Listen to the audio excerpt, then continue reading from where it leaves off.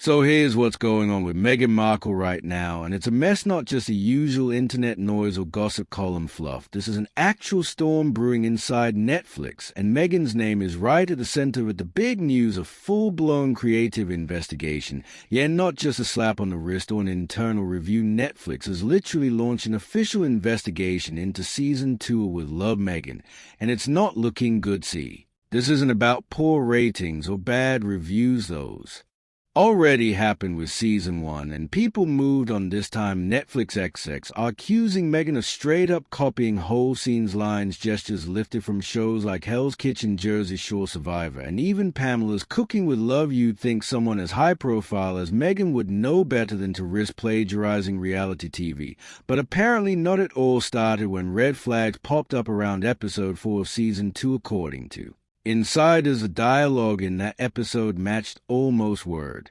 for word with a Hell's Kitchen segment. We're talking Gordon Ramsay-style blow-ups, the exact line, same pacing, everything. And it didn't stop there. Netflix execs dug deeper, and in episode 7 found entire scenes that mirrored moments from Jersey Shore, including gestures, tone, even the way cast members interacted on camera. By now they were on high alert. They combed through more footage and found that Meghan had recreated a beach scene at Malibu that looked suspiciously like a classic Survivor moment.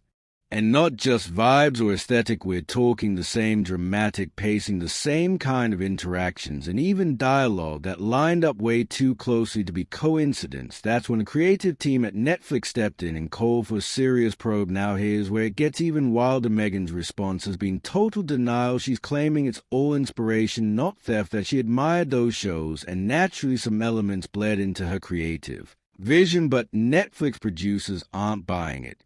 Especially not when they compared the footage side by side. And let's be real, there's a big difference between being inspired and lifting entire scenes like it's a TikTok reenactment. Internally, Netflix is divided. On one side, you have Ted Sarandos, one of the co-CEOs, who's reportedly still supporting Meghan. He believes in her star power, or at least the potential controversy-driven views she can pull in. On the other side, Greg Peters, the other CEO, has apparently had enough. He was against approving Season 2 in the first place, and is now pushing to shut down any talks of Season 3 before they even begin. It's not just about creative choices anymore. The show is in a state of chaos. They're scrubbing scenes, rewriting entire episodes, and planning massive reshoots that could stretch deep into the summer. What was supposed to be a 2-week reshoot window has now ballooned into a full 6 to 7 week nightmare, and that's if things don't get worse behind the scenes. Morale is low. Netflix staff are frustrated, producers are scrambling, and no one seems to know what's actually going to air. Some of the cast members are even reportedly distancing themselves from the project. The show is radioactive right now, and it's starting to affect Meghan's reputation across the industry. You've got Amazon and MGM stepping back, HBO refusing to take her calls, and even streaming services that were once open to working with her now saying it's not worth the risk. Executives are looking at how Netflix is handling this mess, and they're deciding they don't want the same drama landing on their doorstep. And here's the kicker: Meghan starting to fund her own projects now. With all the doors closing, she's trying to bankroll some new ventures on her own, including a podcast reboot and a possible reality show. The problem is these ideas are reportedly getting rejected at the development stage itself. Some streaming execs are flat out saying, "We don't want the drama." And it's not hard to see why even some of Meghan's most loyal fans are starting to back away. They were already frustrated after the first season's mess, but with all these new accusations and the defensive way she's handling them, it's becoming harder to stand by. Her social media is full of comments like, "I wanted to believe in her, but this is too much."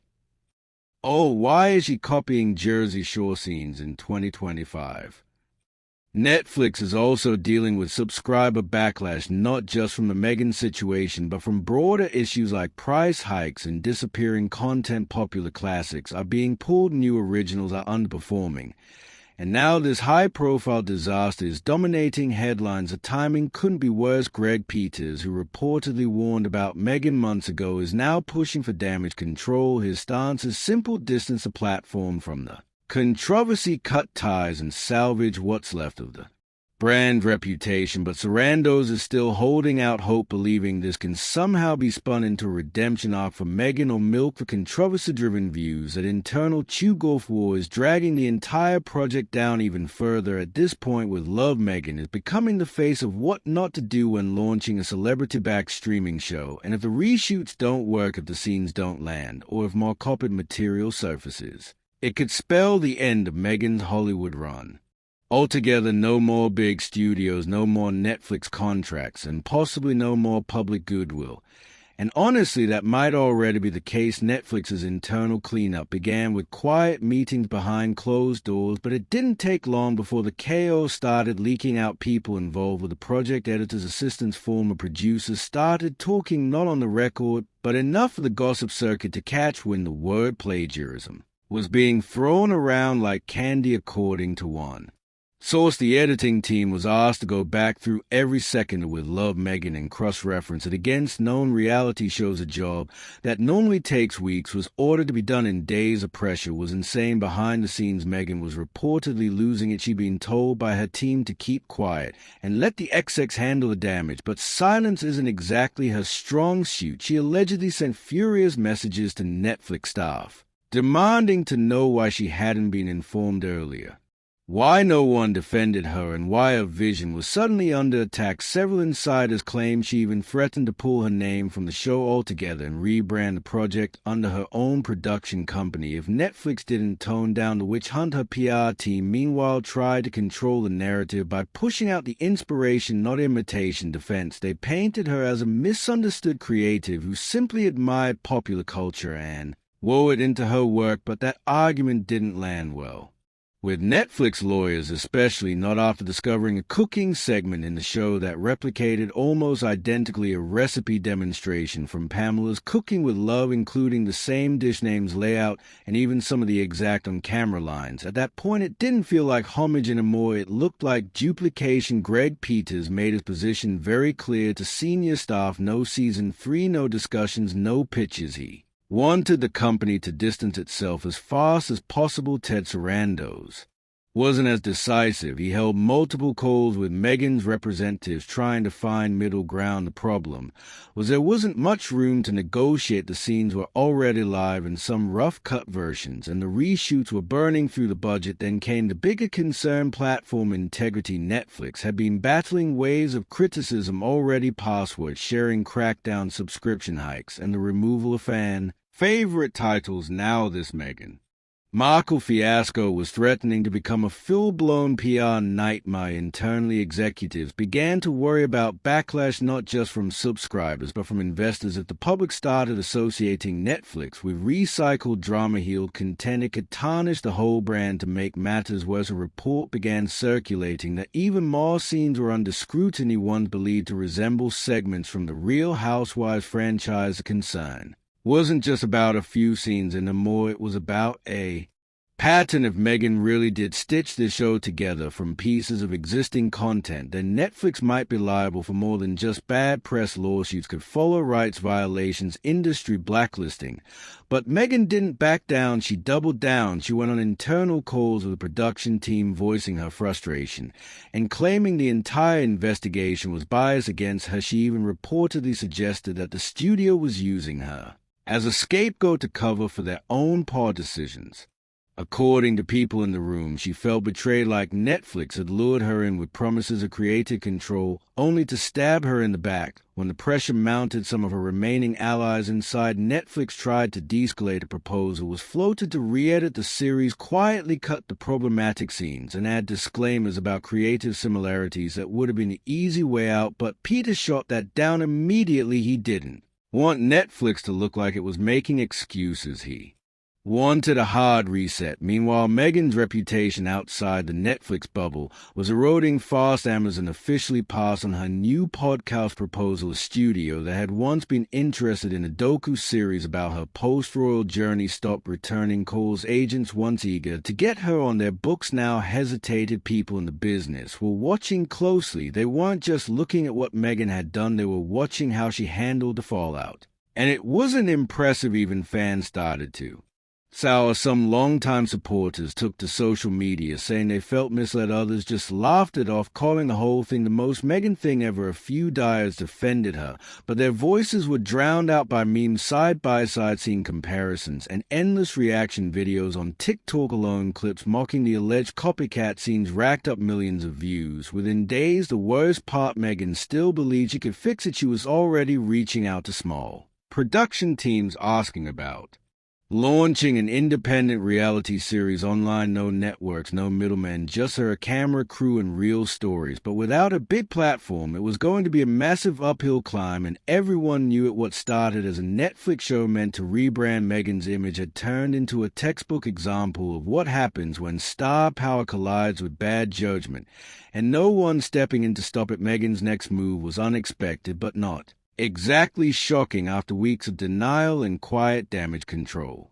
she abruptly released a self-recorded video on her personal website. No Netflix branding, no corporate filters, just Meghan sitting in a neutral-toned room with soft lighting, talking directly to the camera. The tone was serious, but not emotional. She didn't apologize. Instead, she defended herself again, calling the controversy deeply exaggerated and driven by personal agendas. She claimed that the industry had always found a way to discredit women who take creative risks and called the accusations against her a smear campaign by powerful men in suits. The reaction online was immediate, and brutal critics tore the video apart, calling it tone-deaf and overly rehearsed. It didn't help that shortly after the video dropped, new footage began circulating from an unreleased episode of With Love, Meghan. The clip showed Meghan in a scene that was almost a frame-for-frame copy of a Real Housewives of Beverly Hills argument, right down to the wine toss. That was the final straw for many people. Media outlets ran headlines like "Meghan doubles down while the evidence piles up" and "Netflix scrambles as Meghan scene goes viral again." YouTube channels and Twitter threads dissected the footage like it was a crime scene. Even late-night comedians jumped in, roasting her monologue and joking that she might as well launch a new show called Borrowed with Meghan. Meanwhile, inside Netflix, morale had hit the floor. Team members who once saw the project as a prestige series now viewed it as a liability. Several crew members quietly exited production, citing creative misalignment as their reason. The reshoot timeline was pushed further back as they struggled to find replacement willing to work under the new level of scrutiny. More than one director reportedly turned down offers out of concern for their own reputations. At this point, Netflix's legal team began consulting external firms. The big question wasn't just whether Meghan had copied scenes, but whether continuing the show would expose them to lawsuit from the original content owners. If Gordon Ramsay's team or MTV decided to pursue legal action, the cost could be massive, not just financially, but in terms of brand damage. There was another issue. The show was expensive, between celebrity guest fees, extravagant set designs, and now the extended reshoots. The budget was ballooning. And with all this controversy, projections for Season 2's performance had created internally. XX estimated that the show might not even recoup half its investment. Some quietly pushed to cancel the entire season before it ever aired, just to avoid making things worse. But Meghan wasn't giving up. She announced that she was launching her own content studio, funded partly through private investors and reportedly some of her own savings. A studio she claimed would give voices to the unheard and redefine what it means to be real on screen. The first rumored project, a docu-series about overcoming adversity in the public eye with herself as the main subject. That announcement triggered even more mockery. The idea that Meghan would make a show about public adversity after being caught allegedly copying multiple TV shows felt like satire. Commentators said she was living in an echo chamber, surrounded by yes-men too afraid to tell her the truth. One insider close to her team leaked that multiple staffers had raised concerns early in production about how closely some of the scenes resemble reality shows. Those warnings apparently were ignored. Meghan, they said, believed she was reframing pop culture through a royal lens, and that the comparisons were intentional but harmless. The public wasn't buying it. A growing number of former fans were now using the situation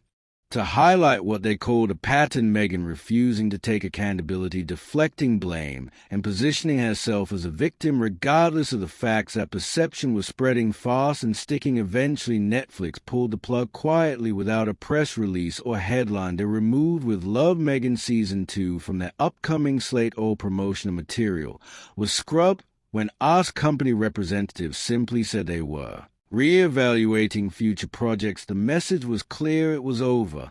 Meghan's creative investigation didn't end with a court case or dramatic firing. It ended with silence, a slow fade out. One of the most high-profile celebrity deals in recent streaming history dissolved into nothing, remembered not for impact or innovation, but for controversy and chaos. Still, Meghan didn't stop talking. She continued posting sporadically through her new platform, giving speeches, sharing articles, and teasing new creative ideas.